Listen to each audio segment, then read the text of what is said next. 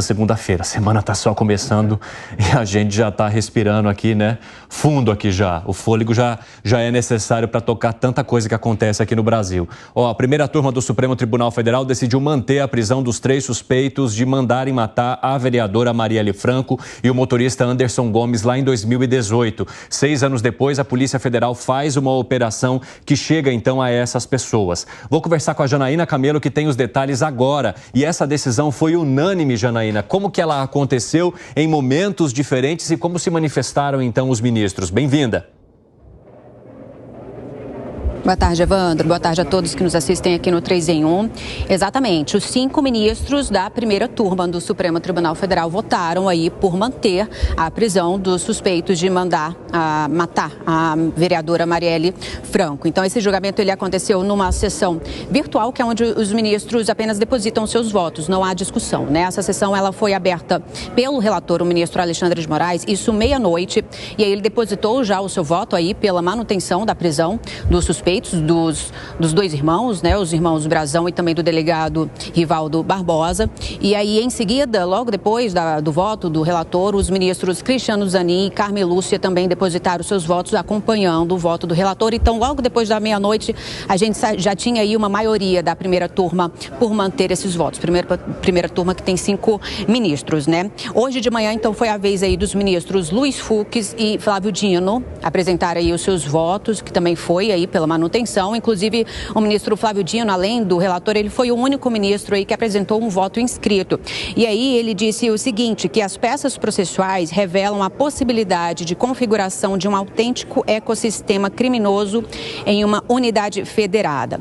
E aí, depois dessa decisão, o ministro Alexandre de Moraes, ele encaminhou um ofício ao presidente da Câmara dos Deputados, aqui o presidente Arthur Lira, comunicando sobre a prisão de Chiquinho Brazão, que é deputado federal, né? E por conta disso, pelo regimento, essa prisão ela deve ser analisada em plenário da Câmara dos Deputados. A assessoria da Câmara disse que esse pedido, esse ofício foi recebido pelo secretário-geral da mesa, porque o presidente Arthur Lira não está por aqui, mas ainda não há uma data aí definida. O presidente Arthur Lira ainda não definiu uma data para colocar essa pauta em votação, mas a questão é que para isso é necessário aí ter um quórum de maioria absoluta no plenário para que isso seja analisado. Então seria necessário 257 deputados no plenário. E antes disso, a CCJ também precisa apresentar um parecer técnico em relação a essa análise de prisão. E aí, agora há pouco, a CCJ, a presidente da CCJ, que é a deputada federal Caroline de Tônia, do PL, ela já designou aí um relator, que é o deputado federal Darcy de Matos.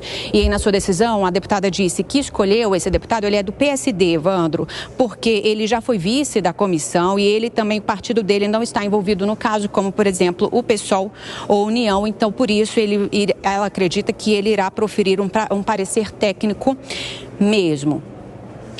Essa sessão, inclusive, ela inclui aí falas da defesa do deputado, mas a expectativa é que realmente ela aconteça ainda nesta semana. Outro ministro do STF que também se pronunciou foi o ministro Gilmar Mendes. Agora há pouco ele estava aqui no Senado, participando de uma sessão solene no plenário do Senado, em comemoração aos 200 anos do Senado, e ele disse o seguinte, ele foi abordado por jornalistas e ele disse que as investigações é extremamente grave o envolvimento de agentes públicos e que a conclusão dessa investigação é uma oportunidade para discutir uma reforma das polícias no Brasil.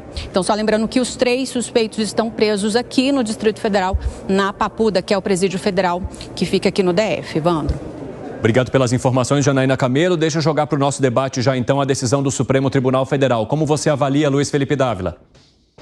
Decisão absolutamente correta, um assassinato bárbaro. E, finalmente, após 6 anos de investigação, a polícia chegou aos mandantes do crime.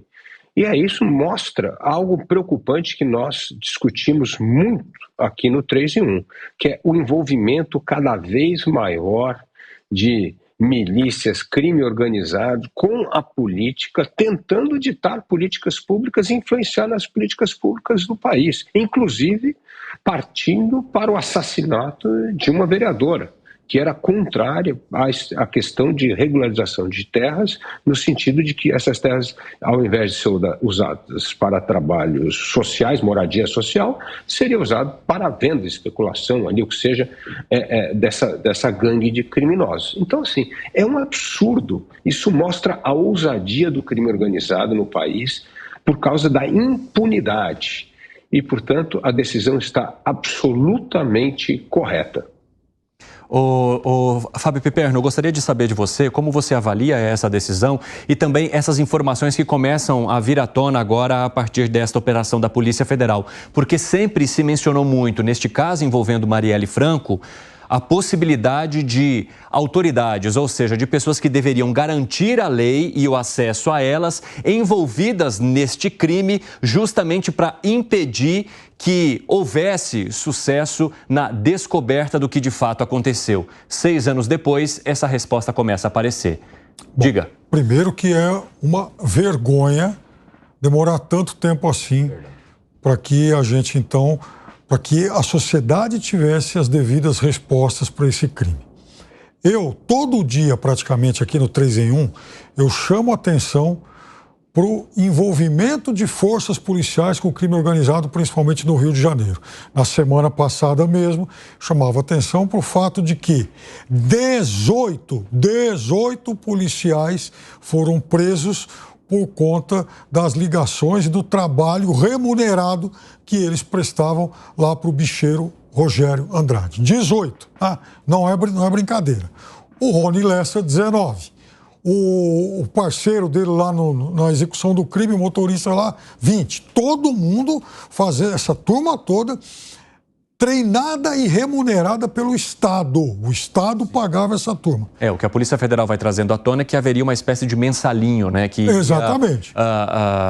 Remunerando essas pessoas para que elas pudessem se manter nesse esquema. Ou atuando diretamente ou fechando o bico para que isso não vazasse. O delegado Rivaldo, que foi chefe da Polícia Civil, veja, a gente está falando do ex-chefe da Polícia Civil do Rio de Janeiro. Que recebeu a ligação no dia da morte. Exatamente. Então, mais um personagem, inclusive, hoje a ex-deputada Cidinha Campos, estarrecida, fala, puxa vida, ele aparecia aqui no meu gabinete com cara de santo e tal, e eu acabei passando um monte de informações para ele, porque eu não imaginava que justamente ele fosse fazer parte dessa quadrilha. Então, isso é muito sério. Veja, são agentes de segurança treinados e remunerados pelo Estado que estão prestando serviço para o crime. Então, quando tudo que a gente fala aqui diariamente sobre a necessidade, por exemplo, de unificar informações, de, por exemplo, treinar melhor, mudar as leis e tal, tudo isso que a gente fala, e tudo isso é de fato necessário, mas se torna inócuo à medida em que o crime organizado penetrou nas forças de segurança a tal ponto que hoje a gente possa falar em metástase nas forças de segurança. Sim. E depois tem uma coisa, Evandro. Esse deputado preso, o irmão dele lá do Tribunal de Contas e tal, essa turma provavelmente agiu em conexão com outros bandidos, com outros marginais. Então é importante que eles também falem. Porque, para mim, ainda faltam muitas pontas nessa história toda. Alan Gani, o Fábio Piperno traz uma questão interessante. É você falar em investimento na segurança pública por meio também de pessoas ou de recursos humanos, mas parte desse recurso humano cooptado pela criminalidade. E aí é muito difícil. Por quê? Porque essas pessoas estão nas forças de segurança, essas pessoas estão na política, essas pessoas estão no Estado. Então, isso vai corroendo, né, todo o planejamento de segurança pública, a própria democracia por dentro. Veja, o deputado do União Brasil, a gente não está falando de qualquer partido, a gente está falando de um partido que tem 59 deputados na Câmara dos Deputados.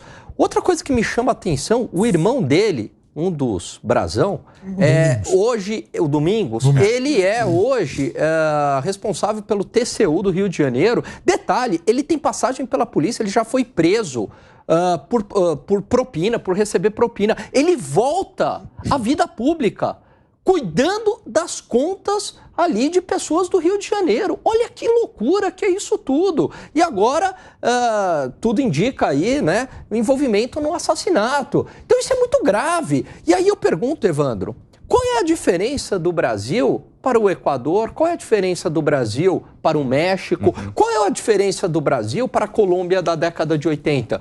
Porque o que caracteriza esses países é justamente o crime organizado nas forças de Estado, nas forças de segurança, na política. Sim. E é isso que vive o Brasil. A gente tem que parar de achar que o brasileiro é cordial, que aqui tá tudo tranquilo. Não, a gente vive uma grave crise de segurança pública, tão grave quanto o Equador, tão grave quanto o México, que é um estado dominado por narcomilícias, e tão grave quanto a Colômbia da década de 80. E se parece um buraco sem fundo, o Rio de Janeiro, você chega ao fundo, cava mais um pouco, o Rio de Janeiro está lá, né? Porque já se tornou uma doença crônica naquele estado. O Luiz Felipe Dávila, a gente viu que a União Brasil, neste domingo, já decidiu expulsar o deputado Chiquinho Brazão do partido. Como é que você vê essa crise que vem enfrentando a União Brasil em termos tanto de divergências na direção, e situação essa agora que parece fichinha perto do que traz a Polícia Federal de investigação em torno deste deputado que também pertence a esse partido? Bom, faz muito bem o partido agir com celeridade e expulsar uma pessoa que é um criminoso, não é um parlamentar. Então, eu achei, aliás, assim, incrível a velocidade que isso foi tomado. Isso mostra que, pelo menos, o alto comando do partido hoje, com o Rueda, consegue dar a celeridade que a população e os eleitores esperam, que é um partido não acobertar ou não respeitar um membro que é um criminoso. Então está correto. Agora, voltando aqui a um ponto importante, ressaltado aí pelo Alan Gani e pelo Piperno. Qual é o maior problema do Brasil hoje? Segurança pública, como a gente sempre discute aqui no 3 em 1. Quantas declarações já o novo ministro da Justiça já deu sobre os mais variados assuntos, né? Fugitivos de Mossoró, caso Marielle, várias declarações. Quando é que ele vai vir a público falar do Plano Nacional de Combate ao Narcotráfico e ao Crime Organizado? Porque este é o tema que 209 milhões de brasileiros estão aguardando. Agora, ele trata de vários assuntos, podem até ser assuntos importantes, mas o assunto principal para resolver os problemas estruturantes da nossa segurança pública passa pela criação de um Plano Nacional de Segurança Pública. Quando é que o ministro da Justiça virá a público mostrar à sociedade brasileira esse plano? Esse plano, o governo não pode mais demorar para apresentar à sociedade brasileira. Ele é urgente. Aliás, é a questão mais urgente que esse governo tem que apresentar hoje à população brasileira. Porque se não apresentar isso, nós vamos continuar enxugando o gelo, porque as questões estruturantes do Estado brasileiro já estão contaminadas. E como bem disse o Piperno aí, já virou metástase. Ou a gente resolve esse problema, ou a gente vai ficar enxugando o gelo. Está na hora de o governo apresentar este plano nacional de combate ao crime organizado. Se não fizermos isso, o Brasil vai continuar sendo o reino da impunidade. E quanto mais impunidade, maior a criminalidade. E não podemos esquecer aqui de que o Brasil hoje representa 10% dos homicídios do mundo. É uma vergonha. Ô Luiz Felipe Dávila, você está trazendo para a gente um problema estrutural, mas eu quero te fazer uma pergunta rápida e objetiva, porque eu vi algumas análises de que a elucidação do caso Marielle significa uma vitória pontual para o governo atual no sentido da segurança pública. Você concorda? Eu não acho que é uma vitória do governo, é uma vitória, felizmente, do trabalho de investigação que vem sendo por uma instituição de Estado que é a Polícia Federal. Coincidiu de ser tratado nesse governo, mas não é que se não fosse este governo... A Polícia Federal não havia chegado à conclusão de quem são os mandantes do crime da Marielle. Então, isso, de novo, é politizar uma bobagem. Isso é a função de uma instituição de Estado. Sim. E foi cumprida. E, felizmente, foi cumprida nesse governo. Então, parabéns à instituição e que o governo, sim, vai aproveitar isso para coletar os louros. Mas dizer que foi o governo atual que permitiu a elucidação do crime é realmente esticar demais a corda. Interessante. Fala, Guilherme. Não, e destaco também o trabalho da imprensa nisso, que não deixou isso morrer, que cobrou o tempo inteiro, que cobrou autoridades. Parabéns também ao Mas também alguns setores da imprensa criticaram esse governo no início porque queriam que as apurações permanecessem com a Polícia do Rio de Janeiro. Criticavam a entrada da Polícia Federal. Então, a entrada da Polícia Federal é fundamental. No meio jurídico sobre a entrada da Polícia Federal. A federalização do caso já era uma vontade da família de Marielle Franco. Isso, e se não houvesse a federalização do caso, provavelmente esse caso não teria sido elucidado até hoje. Imagina se ficasse a cargo exclusivamente da Polícia do Rio de Janeiro. Rapidamente, só para a gente encerrar esse debate e sair para o break aqui em 56, quero saber de vocês se União Brasil acerta ao tomar uma medida extremamente rápida já no domingo de expulsar Chiquinho Brazão do partido. Completamente. Acerta e acertou também, mas aí por outro motivo também tirar o Bivar. Fala o... Acertou Fábio em Pitter. cheio, e até para que a gente trace um paralelo de como as coisas aconteceram em ritmos diferentes, no Rio de Janeiro, alguns anos atrás, a então deputada Flor Delis também foi presa. Agora, até ser expulsa do partido, foi um parto. Agora não, a decisão foi rápida. Bom, e eu lembro também a vocês que já têm então, né,